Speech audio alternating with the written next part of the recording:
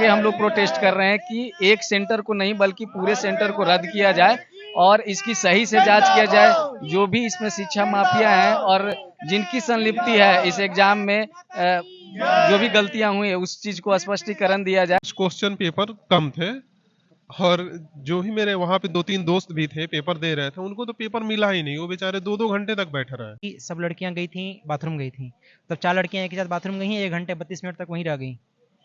और उसके बाद आपको और बता रहा हूँ कि शायद अररिया का है या फिर याद नहीं आ रहा मेरे को जट जिला, वहाँ पे कुछ बच्चों को 10-11 बच्चों को स्पेशल ट्रीटमेंट दिया गया सर्किट हाउस में बुला के। ये एग्जाम किसी तरीके से छात्रों के साथ न्याय नहीं करता है और मैं अध्यक्ष महोदय से मानता हूं कि गलती स्वीकार कर लें सारे बच्चों को। आज भी हमारे लिए आदरणीय है, नीतीश कुमार तो हमेशा से आदरणीय रहे हैं। देख लीजिए कांस्टेबल के एग्जाम में भी ऐसा क्वेश्चन वन लाइनर नहीं है। हम लोग से कहा गया कि आप डीप में पढ़िए, एनसीईआरटी पढ़िए, आप अच्छे अच्छे बुक पढ़िए, और क्वेश्चन क्या आ रहा है कि हरमंदिर साहिब पटना में कहाँ है। ये ऐसे क्वेश्चन आ रहे हैं। पूरी तरह से फेयर एग्जाम नहीं होगा तब तक हम लोग इसी तरह से डटे रहेंगे। अच्छा, मैं आपसे ये जानना चाहूंगा, ये री एग्जाम की जो आपकी मांग है, आप लोग क्यों करवाना चाहते हैं री एग्जाम? सबसे पहले सर की ये शिक्षा सत्याग्रह है, ये चलते आई थी। और जैसे रहा कि ये अभी जो पेपर जो बाबू सभागार में कैंसिल हुआ है, तो एक तो जो बच्चे पेपर दे चुके हैं उनका पेपर और जो अभी पेपर देंगे उनके पेपर, दोनों में जमीन आसमान। नमस्ते दोस्तों, मेरा नाम है सुंदरम और आप लोग देख रहे हैं द स्टूडेंट टॉक्स। इस वीडियो को आप लोग शिवम दिवाकर यूट्यूब चैनल पर भी देख सकते हैं। इस वक्त मैं एक बार फिर से मौजूद हूँ गांधी विहार के पार्क में, जहाँ पे अक्सर आंदोलन होता रहता है। अभी कुछ दिन पहले बीपीएससी के नॉर्मलाइजेशन के खिलाफ भी छात्रों ने आंदोलन किया था, वो भी मैंने आपको यहाँ से दिखाया था। और आज फिर से यहाँ पे बीपीएससी के खिलाफ आंदोलन जो है वो छात्र यहाँ पे कर रहे हैं। कैंडल मार्च ये लोग निकाल रहे हैं और यहाँ से ये लोग नेहरू विहार तक जाएंगे, बर्धमान मॉल। और ये लोग आज वापस से दोबारा क्यों कर रहे हैं आंदोलन, ये इनसे स्वयं जानने का प्रयास करेंगे यहाँ पे। तो आइए दोस्त, आप ये क्यों कर रहे हैं प्रोटेस्ट आज फिर से? अभी 13 तारीख को जो भी पीटी की परीक्षा हुई है उसमें आप देख रहे होंगे कि धांधली जिस तरीके से हुई है बापू सभागार में, और अन्य सेंटर से भी कुछ दिनों के बाद अलग अलग इंफॉर्मेशन बच्चे दे रहे हैं।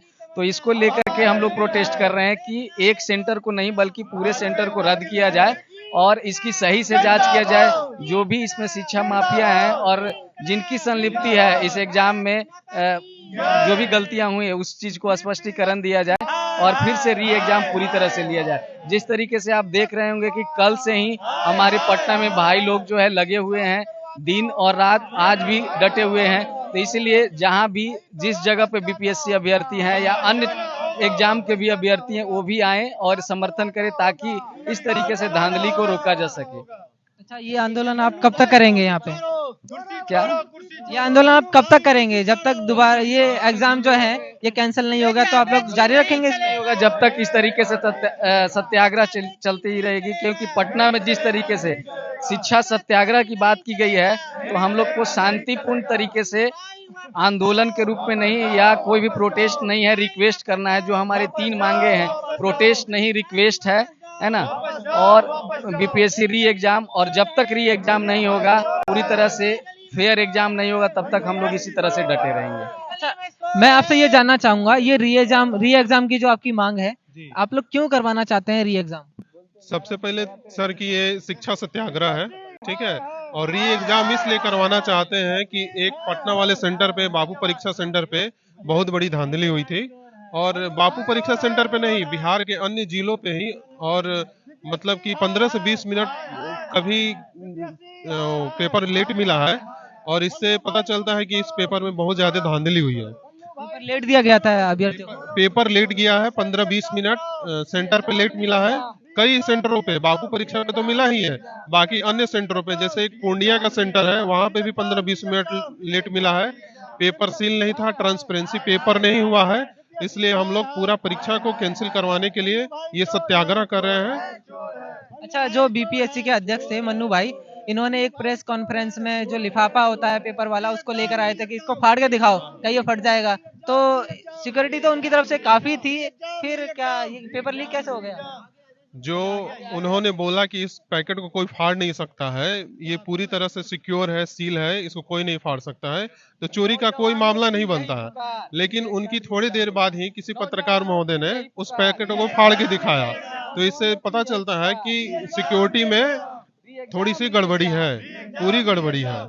इसलिए हम लोग चाह रहे हैं कि पूरी परीक्षा को कैंसिल करके एक नए स्तर से बिना कदाचार मुक्त पेपर लिया जाए। अच्छा, आप लोग ये चाहते हैं कि अभी जो एक सेंटर पे पेपर को रद्द किया है वो सभी सेंटरों पे रद्द हो और दोबारा से करवाया जाए। पहली बात, एक सेंटर, केवल वो बापू सभागार एक सेंटर नहीं है, वहाँ 13,000 बच्चे हैं और किसी एक जिले में 13,000 बच्चे परीक्षा देते हैं। ये जितने छात्र हैं पूरे एक जिले के सेंटर के बराबर है। ये एक सेंटर की बात नहीं है, एक जिले की सेंटर की बात है। दूसरा बात ये था कि आप किस लेवल का क्वेश्चन दे रहे हैं। अभी हाल ही में कांस्टेबल का एग्जाम हुआ है, जाके देख लीजिए। कांस्टेबल के एग्जाम में भी ऐसा क्वेश्चन वन लाइनर नहीं है। हम लोग से कहा गया कि आप डीप में पढ़िए, एनसीईआरटी पढ़िए, आप अच्छे अच्छे बुक पढ़िए, और क्वेश्चन क्या आ रहा है कि हरमंदिर साहिब पटना में कहाँ है। ये ऐसे क्वेश्चन आ रहे हैं, और मतलब ये क्वेश्चन की ये बात नहीं है, पटना वो आंसर में ही दिया हुआ है कि कहाँ क्वेश्चन है।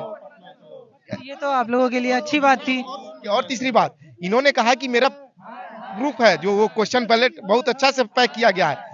एक पत्रकार महोदय ने उनके सामने ही फाड़ कर दिखा दिया। किसी भी परीक्षा सेंटर पे कहीं कैमरा काम नहीं कर रहा है, कहीं जैमर काम नहीं कर रहा है, कहीं कुछ लोग लाउड स्पीकर से बोल के वहां पे मतलब बताया जा रहा है कि ऐसा है। लड़के बता रहे हैं, क्योंकि हम लोग के पास कैमरा तो था नहीं कि हम लोग प्रूफ बनाए। हम लोग के पास किसी चीज को प्रूफ नहीं है। ये एक दो चीज और चीजों की प्रूफ है, लेकिन सारे चीजों का प्रूफ हम लोग के पास नहीं, क्योंकि हमारे पास कैमरा नहीं था। हम लोग अपने मुंह से ही देख सकते हैं और बोल सकते हैं। हम जो है हम ही प्रमाण है। और जब हम ही को आप बात नहीं मानिएगा, अध्यक्ष सर ने कहा था कि अब उन्हीं बच्चों का सिलेक्शन होगा जो 1 साल पढ़ेंगे और पूरे डीप में पढ़ेंगे। हम लोग ने डीप में पढ़ा, फिजिकल ज्योग्राफी पढ़ के गया, हर चीज हम लोग पढ़ के गए हम लोग। लेकिन हम लोग क्वेश्चन ऐसे आया, उसके बाद कई सेंटर पर, और बापू सभागार केवल एक सेंटर नहीं है, वो पूरे एक जिले के 24-25 सेंटर के बराबर है। आप ये कहना चाह रहे हैं कि मैं आपसे ये जानना चाहूंगा कि पेपर का इजी आना या अपने स्टैंडर्ड से थोड़ा नीचे जाना, वो आपका कोई मुद्दा है क्या? भाई है, क्यों नहीं। आप बीपीएससी की तैयारी कर रहे हैं, क्यों है आपका मुद्दा, ये जानना चाहूंगा। आप हमेशा बोलते हैं कि एक स्टैंडर्ड बीपीएससी यूपीएससी के लेवल का पेपर बनाएंगे। आप तैयारी का लेवल हम लोग का उच्च था। 68 का पेपर देख लीजिए, 69 का पेपर देख लीजिए। किसी भी एग्जाम से ये प्रीवियस ईयर से नहीं दिख रहा है कि ये पेपर पिछले साल के बनाया गया। लग रहा है कि किसी कोचिंग संस्थान या कहीं से लेकर उठा दिया गया पेपर। ये दावा मैं नहीं कर रहा हूँ, लेकिन पेपर देखने से यही लग रहा है। कई सारे कोचिंग संस्थानों का मैंने देखा, वीडियो वायरल हुआ कई सारे कि देखो हमारे यहाँ से इतने क्वेश्चन आए, हमारे यहाँ से। एक कोचिंग संस्थान से लोग बता रहे हैं, टेलीग्राम कई 40-45 क्वेश्चन उनके सेट से लड़ रहे हैं। किसी कोचिंग के सेट से 40 क्वेश्चन डायरेक्टली लड़ना, ये कभी आज तक बीपीएससी के इतिहास में नहीं हुआ था। इस तरीके से पहली बार हुआ है, और ये सभी छात्रों के साथ न्याय नहीं है, चाहे वो बापू सभागार के छात्र हों या जो और एग्जाम दे चुके हों। ये एग्जाम किसी तरीके से छात्रों के साथ न्याय नहीं करता है, और मैं अध्यक्ष महोदय से मानता हूं कि गलती स्वीकार कर लें सारे बच्चों को। आज भी हमारे लिए आदरणीय है, नीतीश कुमार तो हमेशा से आदरणीय रहे, वही बच्चों के आज युवा उन्हीं के दम पे बिहार में कुछ आगे कर रहा है। और अध्यक्ष महोदय से भी कहेंगे कि आप बच्चों के हित के लिए, आप हमारे गार्जियन हैं, अगर हम लोग को एक साथ अन्याय कर देंगे, सबसे बढ़िया हाथ जोड़ के उनसे हम कृपा कर रहे हैं।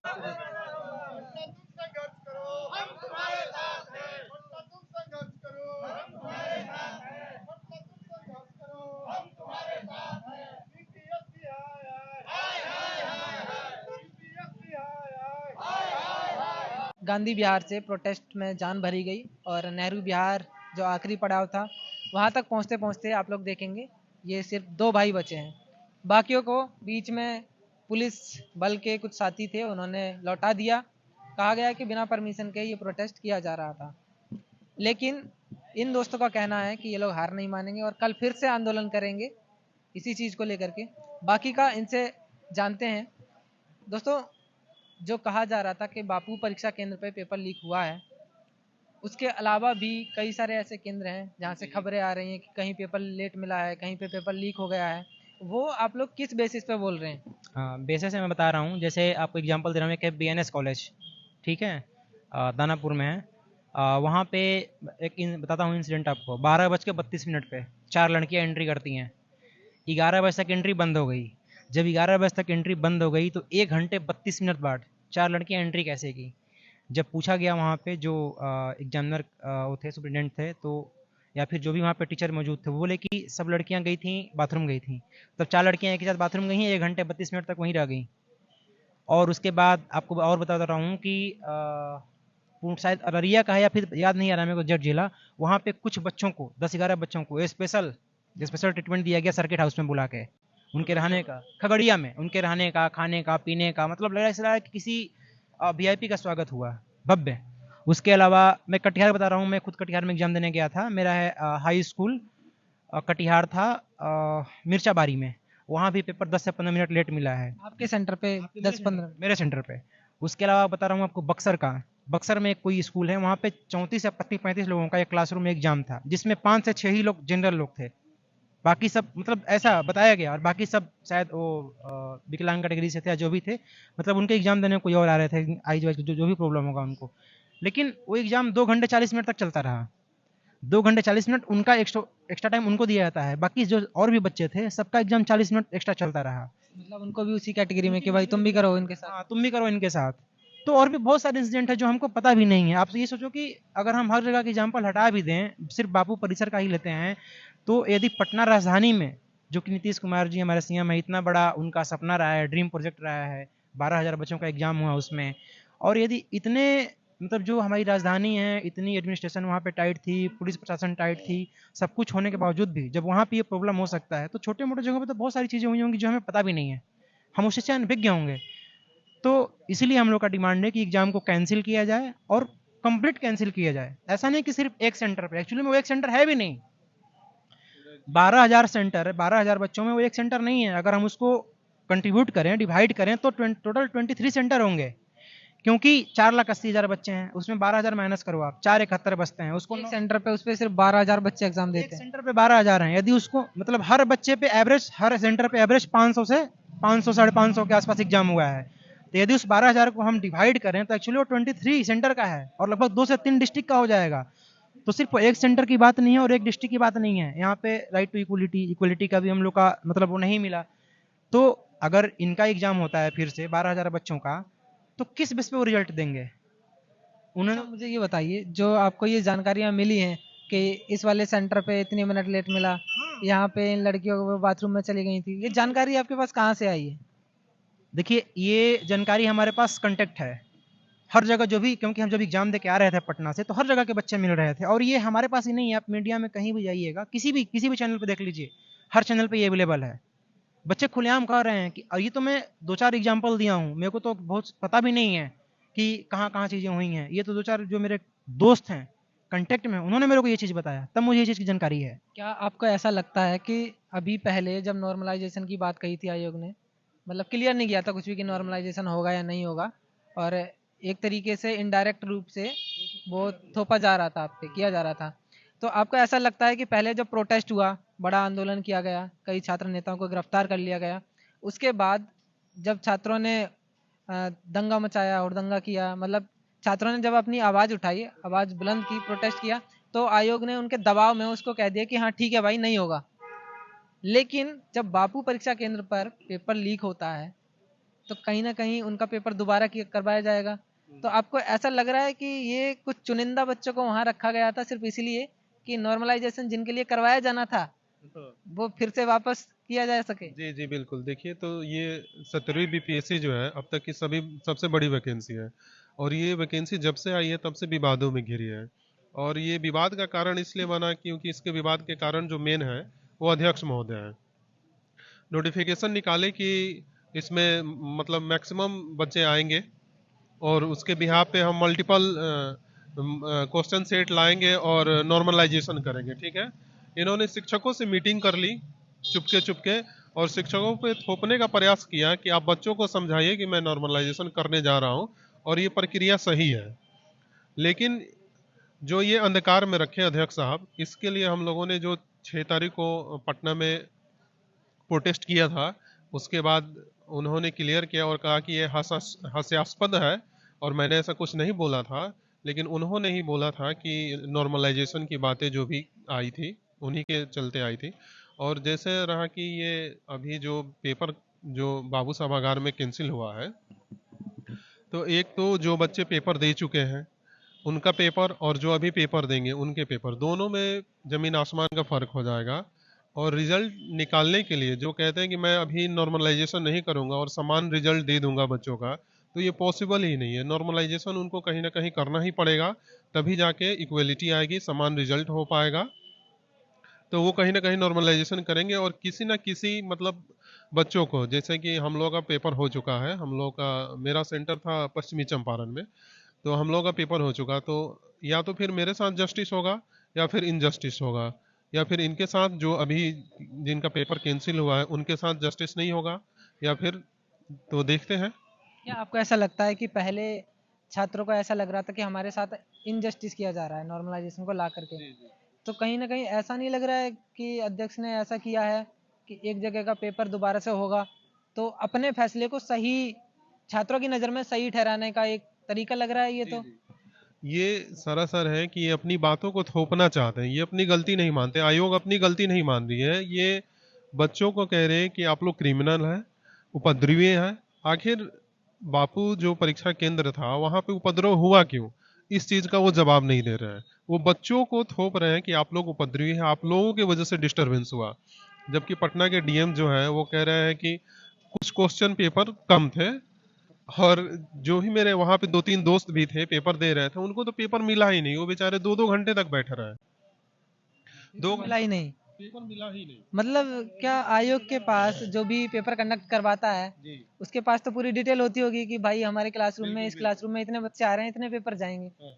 तो पेपर भी कम थे, मतलब पहले निकाल लिए गए थे क्या? जैसे कि अध्यक्ष साहब ने बोला था, एक पेपर जैसे वायरल हो रहा था 4 तारीख के आसपास, तो उसमें लिखा गया था कि मैंने 10 दिन पहले ही पेपर सेंटरों पे पहुंचा दिया है। जब 10 दिन पहले सेंटर पे पेपर पहुंच चुका है तो फिर पेपर की कमी क्यों हो रही है? ये आप लोग देख सकते हैं दोस्तों क्या कह रही हैं, ये सुनवाते हैं आपको। 13 दिसंबर को सेंटर पे पहुंची थी। मेरा सेंटर था बापू एग्जाम सेंटर पटना, और वहाँ पे मेरा था 3rd फ्लोर हॉल नंबर 4, और मेरा रोल नंबर है 534581। ये रहा मेरा रोल नंबर, ये रहा मेरा एडमिट कार्ड। देखो, आप लोग सोचोगे कि ये एडमिट कार्ड लेके कैसे आ गई, दोनों एडमिट कार्ड, ये 2 एडमिट कार्ड निकलवाए थे आयोग ने, दोनों के दोनों प्लेन, ना यहाँ पे किसी भी इन्विजिलेटर का साइन है, ना कोई क्वेश्चन बुकलेट है, ना ओएमआर शीट नंबर है, क्योंकि हमारे जो रूम में 3rd फ्लोर का 4th हॉल है, वहाँ पे क्वेश्चन पेपर और ओएमआर शीट डिस्ट्रीब्यूट ही नहीं करी गई है। जब हम लोगों ने एंट्री किया हमारे वाले रूम में, तो उन्होंने हमारा बस एडमिट कार्ड स्कैन किया, उसके बाद अपनी अपनी जगह पे बिठा दिया। फिर हम लोगों ने वेट किया कि पेपर अभी आएगा, अभी आएगा। 12:05 हुए, 10 हुए, 15 हुए, फिर 12:30 बज गए, फिर अभी तक कोई भी पेपर नहीं आया है। उसके बाद हमने इन्विजिलेटर जो वहाँ पे थे एग्जामिनर, उनसे पूछा कि क्वेश्चन पेपर आप लोग मतलब कब तक आएगा। उन्होंने बोला वेट करो, अभी आ जाएगा, अभी किसी दिक्कत से मतलब रास्ते में आया नहीं है। और बाद में ये पता चला कि बाकी रूम्स में एग्जाम हो रहा था, और 12 बजे, इवन 12 बजे से पहले ही क्वेश्चन बुकलेट आ चुकी थी और वहाँ पे एग्जाम चल रहा था। और दूसरी चीज ये है कि हमने फिर वेट किया कि क्वेश्चन पेपर अब डिस्ट्रीब्यूट करेंगे, किसी वजह से डिले हो गया होगा, लेकिन फिर भी क्वेश्चन पेपर आ गए, लेकिन उन्होंने संदूक में पैक को रखे हुए थे, उसको डिस्ट्रीब्यूट नहीं किया। हम लोगों ने जब डिमांड करी कि हमें क्वेश्चन पेपर दिखा, मतलब अलॉट करो, डिस्ट्रीब्यूट करो, तो उन्होंने ये बोला कि अभी आयोग पे हमने जो है इंफॉर्मेशन भेजी है और उनसे पूछा है कि हमें डिस्ट्रीब्यूट करना चाहिए या नहीं करना चाहिए। जब आयोग से जो है रिस्पॉन्स आएगा तभी हम डिस्ट्रीब्यूट करेंगे। फिर हम लोग वेट करते रहे 12 बजे से लेकर इवन 11 बजे से, 11 बजे के बाद तो एंट्री नहीं थी, 11 बजे से लेकर 2:30 बजे तक हम लोग उसी रूम में रहे और कोई भी क्वेश्चन पेपर डिस्ट्रीब्यूट नहीं हुआ है। मैं जैसे गई थी वैसे ही मैं अपना जो है एडमिट कार्ड लेके आ रही हूँ, और इतना पेन हो रहा है इस टाइम पर कि हम लोग 3-3, 4-4 साल से जो है बीपीएससी की प्रिपरेशन कर रहे हैं, और मैंने 68 का भी मेंस दिया था बीपीएससी का, और बस मैं बिना क्वेश्चन पेपर देखे ही आ गई। मैं दिल्ली से गई थी ट्रेवल करके, मैं वापस अभी दिल्ली आ रही हूँ और अभी भी मेट्रो में हूँ, अभी घर नहीं पहुँची। और ये वाली चीज जो चेयरमैन बोल रहे हैं कि एक भी कंप्लेंट हमें ऐसी नहीं मिली जहाँ पे क्वेश्चन पेपर डिस्ट्रीब्यूट ना हुआ हो, तो मैं आपको सीधा सीधा प्रूफ देती हूँ। आप एक काम करो, ये मेरा रोल नंबर है 534581, और आप 3rd फ्लोर और 4th हॉल नंबर में बापू एग्जाम सेंटर में आप जाके उसकी सीसीटीवी फुटेज निकलवाओ। अगर उसमें दिख जाए कि किसी एक भी बच्चे को क्वेश्चन बुकलेट दिया है, तो मैं बिल्कुल आपसे मतलब एग्री करूंगी और मैं रख दूंगी कि ठीक है मैं ही गलत है, हम ही बच्चे गलत है, डिस्ट्रीब्यूट हुआ था हमने पेपर नहीं दिया है। बट यहाँ पे पूरी गलती सेंटर की है और इसकी वजह से मेरा पूरा यहाँ पे 2 साल की मेहनत पानी में चली जाएगी। तो मेरा ये आग्रह है कि आप लोग इस वीडियो को पहुंचाएं, ज्यादा से ज्यादा वायरल करें और चेयरमैन तक पहुंचाएं। तो दोस्तों ये वीडियो देख करके तो मुझे भी यकीन हो गया कि वाकई ऐसा हुआ होगा, और मैं भी यही चाहूँगा कि भाई आयोग के अध्यक्ष जो भी हैं, अगर आप ये कहना चाह रहे हैं कि मेरे पास ऐसी कोई भी कंप्लेंट नहीं आई है, तो मैं भी आपसे यही आग्रह करूँगा कि आप वहाँ की सीसीटीवी जो फुटेज है उसको पब्लिक करवा दीजिए। बाकी उन्होंने अपना रोल नंबर भी बता दिया है आपको, वहाँ पे रूम नंबर भी बता दिया है, सेंटर भी बता दिया है, सेंटर का नाम भी बता दिया है। वहाँ की सीसीटीवी फुटेज को आप पब्लिक करवाइए। बाकी ये दोस्त कुछ कहना चाह रहे हैं। ये तो पटना राजधानी की बात थी, इसलिए पूरा लाइटली हो गया। नहीं तो बिहार के कई सारे मतलब ऐसे जिले हैं जहाँ पे सेंटर थे, वहाँ पे ना मीडिया पहुँच पाती, ना लाइट थी, ना जैमर, तो ये चीज़ें बाहर नहीं आ पाती, तो ऐसे ही दबी की दबी रह जाती है। जी हाँ, तो ये सब चीज़ें दबी की दबी रह जाती है। तो पटना जैसे राजधानी की बात थी और एशिया का सबसे बड़ा परीक्षा केंद्र माना जाता है, वहाँ पे इतनी बड़ी चूक हुई है, तो वाजिब बात है कि बिहार के और सारे डिस्ट्रिक्ट में जो सेंटर थे वहाँ भी पेपर लेट मिले हैं। मैं आपको पूर्णिया की एक घटना बता रहा हूँ। पूर्णिया मेरा एक दोस्त का पेपर था, वहाँ भी 15 से 20 मिनट बाद ही पेपर मिला है। तो ऐसे बहुत सारे जगह है हुआ है, और अध्यक्ष महोदय से ये नम्र निवेदन है कि जो भी परीक्षार्थी हैं उनको उपद्रवी, क्रिमिनल ना कहें। उनके पास कोई पैमाना नहीं है जिससे वो ये बोल देते हैं कि ये जितने भी छात्र हैं जो पेपर नहीं दिए, तो ये उपद्रवी है और ये क्रिमिनल है। तो मतलब नम्र निवेदन है उनसे कि उनके पास कोई ऐसा पैमाना नहीं है। अगर पैमाना हो तो बताएं कि किस पैमाने पे वो ये बातें कह रहे हैं, क्योंकि छात्र पढ़ने आते हैं और जो भी वो वैकेंसी निकाले हैं उनके थ्रू सिलेक्शन होके मतलब बिहार राज्य की सेवा करने के लिए हम लोग तैयारी करते हैं। हम लोग कोई उपद्रवी और कोई क्रिमिनल नहीं है यहाँ पे। अच्छा, मैं आपसे ये जानना चाहूँगा, आपने भी बीपीएससी का एग्जाम दिया था, आपने भी दिया है, दोनों लोग देख कर आए हैं।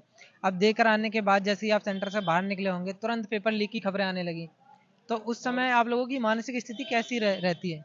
मानसिक स्थिति तो पहले से ही इन्होंने खराब कर रखी थी, और पेपर बीपीएससी का नॉर्मलाइजेशन की वजह से पहले से परेशान थे। बिल्कुल मानसिक स्थिति तो इन्होंने पहले से ही खराब करके रखी थी, पेपर देने के बाद और खराब हो गई, क्योंकि इन्होंने कहा था कि वन लाइनर क्वेश्चन मैं नहीं पूछूंगा, आप एनसीईआरटी बेस्ड क्वेश्चन पूछूंगा, यूपीएससी लेवल का क्वेश्चन पूछूंगा। और जब हम लोग एग्जामिनेशन हॉल में गए तो देखे कि सारे के सारे पेपर वन लाइनर है, और हम लोग कोई नए स्टूडेंट नहीं, हम लोग पुराने स्टूडेंट हैं, बीपीएससी का 2-2 मेंस लिख चुके हैं, तो हम लोग सीरियस स्टूडेंट हैं। और मतलब ये मेंस लिखने का मतलब नहीं कि सीरियस है, बाकी सब लोग सीरियस होते हैं, सब लोग अपने अपने तरह से मेहनत करते हैं और पढ़ाई करते हैं, और हम लोग सेलेक्ट होकर बिहार राज्य की सेवा करना चाहते हैं। मतलब फिर भी अध्यक्ष महोदय से नम्र निवेदन है कि वो इस बात पे ध्यान दें और खुद जांच करें, बच्चों से मतलब प्रूफ ना मांगे कि आपके क्या प्रूफ है। आपके पास सोर्स है, अथॉरिटी है, प्रशासन है, आप खुद जांच करिए और इस चीज़ों को मतलब ध्यान में लीजिए और पूरी परीक्षा को कैंसिल करके फिर से एक बार कदाचार मुक्त पेपर लेने की व्यवस्था की जाए। कहने का मतलब ये है इनका कि सेंटर पे सिक्योरिटी आयोग की, पेपर देने वाले, इन्विजिलेटर, चेक करने वाले, सब कुछ आयोग का, सीसीटीवी कैमरे, उनकी सिक्योरिटी, उनका ऑथराइजेशन आयोग के पास, और प्रूफ देगा स्टूडेंट कैसे? सवाल सबसे बड़ा ये है। दूसरा, अध्यक्ष जी ने आयोग की तरफ से ये कहा गया कि नॉर्मलाइजेशन नहीं होगा। पहले उन्होंने कहा कि हमने कब कहा कि नॉर्मलाइजेशन होगा, लेकिन बाद में खबरें आई कि नॉर्मलाइजेशन होगा। दूसरा, उन्होंने कहा था कि पेपर का जो पैकेट है ये फट नहीं सकता है, कोई फाड़ के दिखाए, पेपर का पैकेट फटा। तीसरा, उन्होंने कहा था कि मेरे पास कोई खबर नहीं आई कि पेपर लीक हुआ है। मैंने आपको अभी वीडियो दिखाया, उस छात्रा का दर्द आप लोगों ने सुना।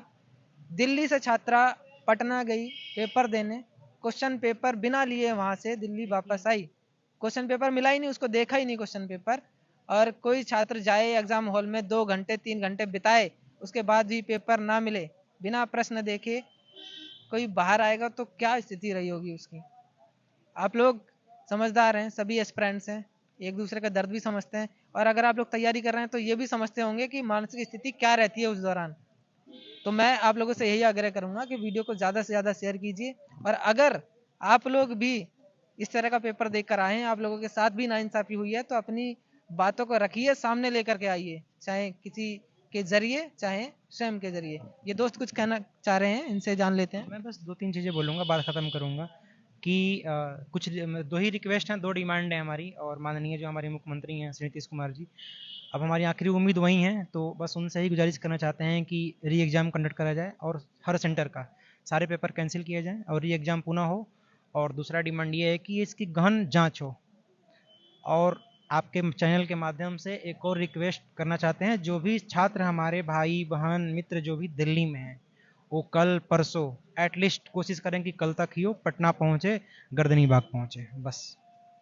आज कई सारे दोस्त यहाँ पर इकट्ठा हुए थे गांधी विहार के मैदान में, गांधी विहार के पार्क में। वहाँ से इन लोगों ने अपनी आवाज़ को बुलंदी दी, लेकिन किन्हीं कारणों बस आवाज़ को रोकना पड़ा, इनको अपनी आवाज़ को धीमा करना पड़ा।